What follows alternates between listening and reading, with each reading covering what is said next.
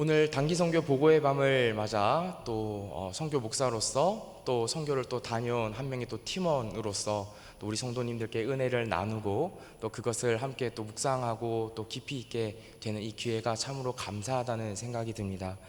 먼저 우리 성도님들께 우리 선교팀을 대신해서 감사 인사를 드려야 될 것 같습니다. 함께하는 선교라는 그 말 그대로 정말 함께 선교를 감당해 주셨습니다. 그래서 참 많은 힘을 얻었어요. 많은 기도가 있었고요, 또 물질이 있었고요, 또 심지어는 선교 팀원들에게 보내주시는 그런 지긋한 격려의 웃음, 미소까지도 참 많이 도움이 되었습니다. 사실 함께하는 선교는 도대체 어떤 의미일까, 어떤 많은 의미가 담겨 있을까라는 고민을 하게 만드는 그런 단어였는데, 이번에 이렇게 성도님들의 도움을 받으면서 참 하나님이 함께 하시면서 또한 그 하나님의 함께 하시는 손길이 우리 성도님들을 통해서 드러나는 것이구나 라는 것을 많이 깨닫게 되었습니다. 이렇게 중한 짐을 함께 짊어져 주셔서 정말 감사드립니다. 우리 선교팀에게도 참 감사를 드립니다. 건강히 와주신 것에 정말 감사를 드리고요, 또 하나됨을 지키기 위해서 그 성숙한 그 믿음을 많이 보여준 것에 감사를 드립니다. 돌이켜보면 선교를 가기로 고민하고 또 선택한 그것에서부터 도전이 되었고 또 헌신이었습니다. 누군가는 이 고생한 그 자신을 위해서 사용해도 될 그런 돈을 선교비로 작정을 하는 분도 계셨고, 또 누군가는 그 사역에 필요한 기술을 배우기 위해서 자비와 또 시간을 들여서 기꺼이 내어놓는 모습도 많이 도전이 되었고요. 또 누군가는 그 선교를 가기 위해서 직장에서 조금 더 많이 신경 쓰고 조금 더 많이 수고를 자처하기도 하는 것도 참 많았던 것 같습니다. 이 모습들은 참 우리 모두에게 또 하나됨에 또 저에게도 귀한 도움이 되었습니다. 그리고 무엇보다 우리 하나님께 감사를 드립니다. 시작하신 우리 주께서 그 끝을 이루어 주시는 분이심을 믿습니다. 단기 선교의 그 시작부터 끝까지 이 은혜를 많이 경험케 하셨습니다. 오늘 말씀이 바로 이것입니다. 시작하신 그 하나님이 이루실 것을 소망하고 사는 인생, 신자된 우리 인생에 대한 이야기입니다. 신자의 삶은 이전에 내가 일구어 놓은 것에 기대며 살지 않습니다. 성경은 이렇게 권면을 해요. 우리 인생 방식은 하늘을 보고 사는 것이다 라고요. 성경에서 이 사실을 확인할 때에 오늘 우리가 주께서 우리 각 사람마다 그 견고한 믿음을, 확신을 주시기를 바랍니다. 또 돌이키는 은혜를 주시고 거룩히 살아갈 용기 주시기를 빕니다. 오늘 본문 말씀 통해서 우리 신자가 된 우리가 무언가 방식이 바뀌었다라는 것을 발견하게 됩니다. 골로새서 1장 13절 말씀이 좀 도움이 되는데요, 그가 우리를 흑암의 권세에서 건져내사 그의 사랑의 아들의 나라로 옮기셨으니 라고 말씀하죠. 예수 그리스도를 하나님의 그 진노, 예수 그리스도께서 그 하나님의 그 진노를 십자가로 받아내시고 부활 승천하신 그리스도이심을 우리가 믿는다면 반드시 그리스도와 연합한 우리는 또 필히 또 그 믿음으로 연합한 그 이상 그 아버지 하나님의 아들의 나라로 옮겨졌다라는 것을 성경은 얘기를 하고 있거든요. 그것 때문에 우리는 많은 것이 바뀌어져 버렸습니다. 특히 살아가는 방식이 바뀌었어요. 이 새로운 방식은 시작하신 주께서 그 끝을 이루어 주실 것이다 라는 그 소망을 굳게 쥐고 인내하면서 기다리면서 씨름하는 삶의 방식입니다. 오늘 본문에서 이스라엘 백성들은 이런 삶을 지금 도전받고 있습니다. 이집트에서 오랜 시간 종살이를 했고 또 출애굽을 해서 광야를 지나면서 또 세대가 바뀌기까지 한 민족이거든요. 그리고 드디어 약속의 땅을 눈앞에 두고 있습니다. 이 모세의 설교로 새로운 삶의 방식이 무엇이냐라는 설교를 지금 듣고 있는데요, 성경을 통해 우리도 지금 함께 듣습니다. 먼저 하나님은 모세를 통해서 이전에 살던 방식을 말씀하시기 시작합니다. 그 이전의 방식이 무엇입니까? 바로 내가 일구어 놓은 그 땅의 수로, 물길, 그 수로를 보고 사는 방식입니다. 이스라엘 백성들은 어떤 기대를 가졌을 것 같습니다. 정황상 그래 보여요. 그러니까 파종한 후에 씨를 뿌린 후에 또 발로 물대이는 그런 땅을 기대했던 것 같습니다.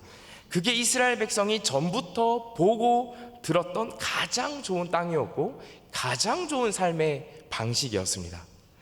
발로 물을 댄다라는 것은 우리식으로 표현하면 저지대에 있는 그 풍부한 물을, 이제 이집트식으로 나일강이겠죠. 그 풍부한 물을 이렇게 물레를 돌리는 식으로 이제 퍼서 올렸다라는 겁니다. 이집트의 이 관계 기술을 이제 일컫는 표현이죠. 수로를 통해서 이집트는 고대 대도시를 형성했습니다. 나일강과 수로가 그 이집트에게는 얼마나 중요한 자산이었겠습니까? 이 삶의 방식을 요약하자면 이렇게 말할 수 있겠습니다. 나일강에서 연결한 그 수로를 보고 사는 방식이죠. 이렇게도 바꾸어 표현할게요. 내가 일구어 놓았던 것에 의존하는 방식입니다. 그런데 하나님이 모세를 통해서 지금 말씀하고 계세요. 이제 옮겨간 너희가 살 그곳에서는 그 방식으로 살 필요가 없다. 그 방식으로 살 필요가 없어 라고 얘기를 하십니다. 새로운 방식을 알려주세요. 지금 우리가 속한 곳의 방식이기도 합니다. 지금 우리들이요. 어떤 방식일까요? 나일강이 아니라 하늘에서 내리는 비를 기다리고 또 하늘을 보고 사는 방식입니다. 하늘을 보고 사는 방식입니다. 우리의 시선을 그 땅, 저지대가 아니라 하늘로 돌리라 하십니다. 항상 하나님을 의식하고 사는 삶이죠. 그래서 오늘 본문 말씀은 내 하나님 여호와께서 돌보아 주시는 땅이며 항상 여호와의 눈이, 그 하나님의 눈이 그 위에 있을 것이다 라고 본문에서 얘기를 합니다. 그러니까 먹고 사는 그 일상의 문제 앞에서 하나님이 우리에게 먼저 내세우시는 것은 물도 아니요, 단 어떤 무언가도 아니요, 하나님 자신이다라는 거죠. 생존이 걸린 문제 앞에서 우리가 매번 받는 질문이기도 합니다. 네가 수로를 많이 멀리 파서 살래? 아니면 내가 하늘에서 내려주는 물을 먹고 살래? 라는 선택지가 주어지는 것이죠. 과연 나는 지금까지 어떻게 물을 얻으려 했을까? 반드시 생각해야 합니다. 우리 성도님들은 온종일 마음 쓰게 만드는 그런 중차대한 일이 있으시죠. 그런 일이 있을 때 어떻게 해결하려 하셨습니까? 두려움과 걱정이 앞서는 그 일 앞에서 가장 먼저 무엇을 하셨습니까? 내가 직접 수로를 파놓고 심지어 여러 개를 파놓고 또 멀리까지 파서 그렇게 내가 일구어 놓은 삶에 기대고 싶은 마음 없으셨습니까? 그런데 하나님께서는 이제 흑암의 권세에서 사랑의 아들의 나라로 옮겨진 자처럼 살아보라고 도전하십니다. 땅에서 이 내 손으로 일군 것 말고 하늘에서 하나님이 주시는 것, 그것으로 살아보자라고 말씀하십니다. 그것 바라면서 인내하고 기다리면서 하나님 앞에서 씨름해 보라고 도전하십니다. 선교지에서 우리가 주로 경험하고 도전받았던 것이 이것입니다. 우리가 부단히 일구어서 준비한 그것으로 선교를 감당할 것인가, 아니면 예상치 못한 상황을 마주할 때에도 하늘을 바라보고 주실 그 은혜로 하나님이 이루실 그 복음 사역을 내가 기대하면서 이 기간을 보낼 것인가. 그런 선택지에 우리는 갈등하고 고민하기 시작합니다. 사실 불편하죠. 네, 선교지에 있으면 정말 불편합니다. 많이 힘들었을 겁니다. 내키지 않은 일도 정말 많았을 거예요. 그리고 내가 준비한 것이 의미 없어지는 그것을 견디지 못하기도 했을 겁니다. 나는 내가 하려는 것을 해야 돼요. 그리고 과연 이게 맞는 것인가 하는 의심이 밀려오기도 할 겁니다. 그렇지 않으셨습니까? 저는 그런 마음들이 이제 예전에 많이 있었던 것 같아요. 그래서 우리는 너무 쉽게, 때로는 좀 조급하게 발로 물대기에 이 방식을 선택합니다. 일단 그냥 수를 파버립니다. 하늘에서 물을 주시든 말든 기다리지 않아도 되게, 하나님 앞에서 나의 그 이전 방식과 씨름하지 않아도 되도록 그냥 내가 물을 조달하기로 결심을 합니다. 믿음으로 그리스도와 연합하여 그 사랑의 아들의 나라로 옮겨간 자의 영광스러운 정체성을 생각하지 않습니다. 이 같은 불편함과 도전이 극대화되는 장소가, 그 시기가 바로 선교 현장이요, 단기 선교입니다.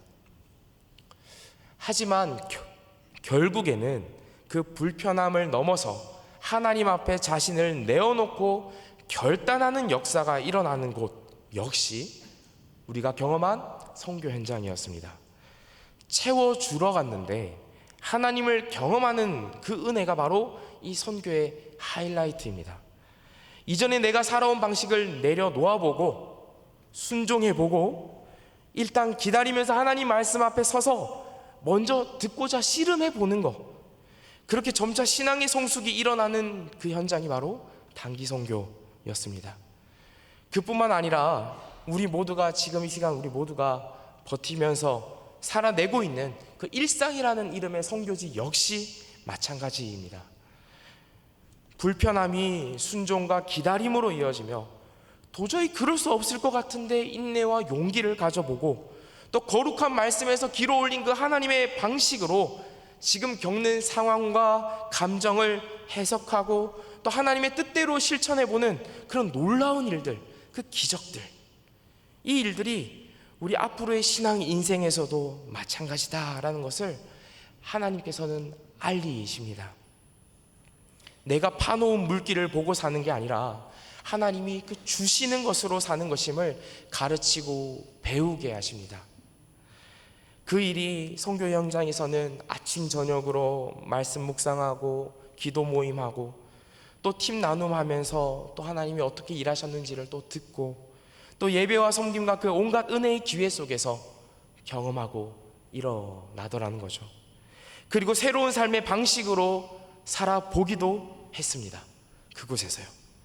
다만 이 은혜의 순간을 단지 어떤 한편의 이벤트로 여기지는 마시길 바랍니다. 소중히 다루어야 합니다. 소중히 다루어야 합니다. 그 방식이 사실은 이곳 여기 이 일상의 선교지에서도 내가 회복해야 하는 그 신자의 삶의 방식이기 때문입니다.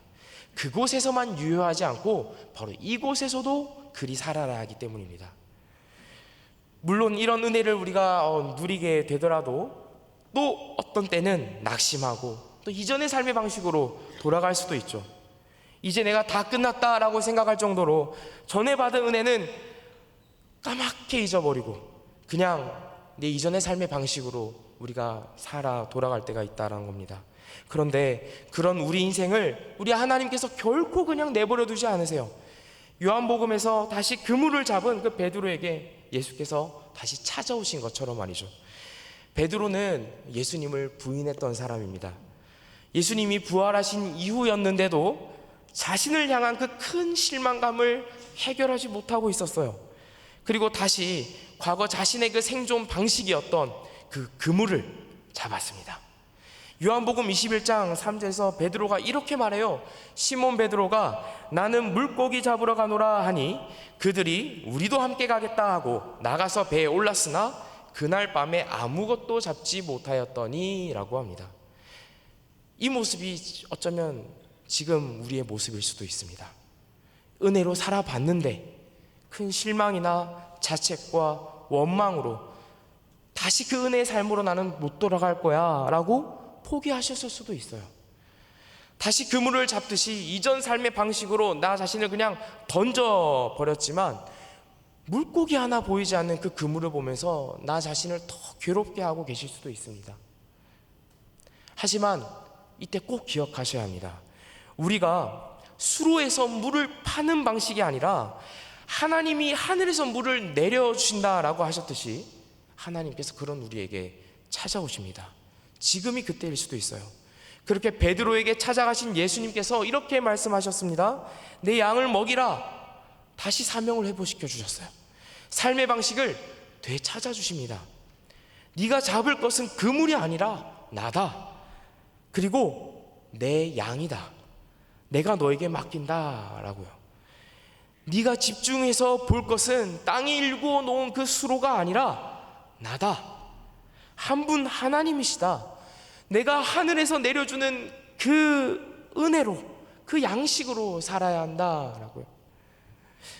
선교팀원들이 선교 현장에서 경험했던 것처럼 또한 우리 모두가 그 삶의 여정 속에서 경험해 왔던 것처럼 지금 우리 인생은 시작하신 그 하나님을 바라보며 사는 삶이 이미 진행 중에 있습니다. 또한 그물을 다시 잡는 한이 있더라도 여전히 하나님께서 동행하시는 그 은혜의 땅에 우리는 진입해서 머물러 있는 중에 있습니다. 때문에 결국 그물을 버려두고 주님을 잡고 회복할 수 있는 삶입니다. 지금 우리가 머물러 사는 땅은 하나님이 늘 돌보아 주시는 땅입니다. 여호와의 눈이 우리 위에 있습니다. 그러니 시작하신 주께서 그 우리의 끝을 이루지 않을 것이라고 어찌 그리 쉽게 포기할 수 있겠습니까? 우리의 신앙 인생을 시작하신 주께서 필히 그 끝을 이루어 주실 것입니다. 우린 다 과정 중에 있습니다. 누군가는 발로 물대듯 내가 파놓은 수로를 보면서 만족하고 계실 수도 있고요. 또 다른 누군가는 나의 계산 방식과는 다르게 일하시는 그 하나님 때문에 그 내려주시는 비로 사는 방법을 힘겹게 배우는 중에 계실 수도 있을 겁니다. 또 어떤 분은 하나님이 내려주시는 비를 기다리면서 또 기다리면서 인내하고 힘겹게 버티는 중에 계시는 분도 계실 겁니다. 그렇게 우리는 시작하신 그 주께서 그 끝을 이루실 줄로 믿고 하나님 앞에서 씨름하는 과정 중에 살아가고 있습니다. 그러니 잠시 넘어졌다 생각할지라도 낙심하지 마십시오. 우리 일상이 이런 선교지입니다. 일터에서, 가정에서, 학교에서 우리가 배우고 확신한 대로 하늘을 바라보는 그 삶의 방식대로 말씀 앞에서, 하나님 앞에서 씨름하셔도 됩니다. 하나님께 집중했던 그 내 모습을 짧은 이벤트로 치부하여 내버리지 마시고 하늘을 바라시는 그 모습을 다시 찾으십시오. 하늘을 바라시는 그 모습은요, 우리 서로가 봐도, 우리 서로의 형제 자매들이 봐도 참으로 멋있습니다. 그러니까 일상에서도 그리 사셔도 됩니다. 우리 인생을 복으로 시작하신 그 주님께서 끝까지 우리의 모든 걸음을 선하게 인도하실 줄로 믿습니다. 기도하겠습니다. 사랑과 은혜가 풍성하신 하나님 아버지, 오늘도 우리를 사랑의 아들의 나라로 옮겨주시고 하늘을 바라보는 새로운 삶의 방식을 주심에 감사합니다. 우리가 때로는 발로 물대는 그 옛 방식을 붙잡고자 할 때에도 주께서 나를 찾아오시며 거룩한 사명을 회복시키시니 그 사랑에 감사드립니다. 주님, 우리의 눈이 땅의 수로가 아니라 하늘의 비를 바라보게 하옵소서. 일상이라는 선교지에서도 말씀 앞에서 씨름하며 기다림과 순종으로 주님 나라의 방식대로 살게 하옵소서. 넘어질 때마다 다시 일으키시고 시작하신 주께서 반드시 완성하실 것을 굳게 믿게 하옵소서. 우리 인생을 끝까지 돌보시는 예수님의 이름으로 기도드립니다. 아멘.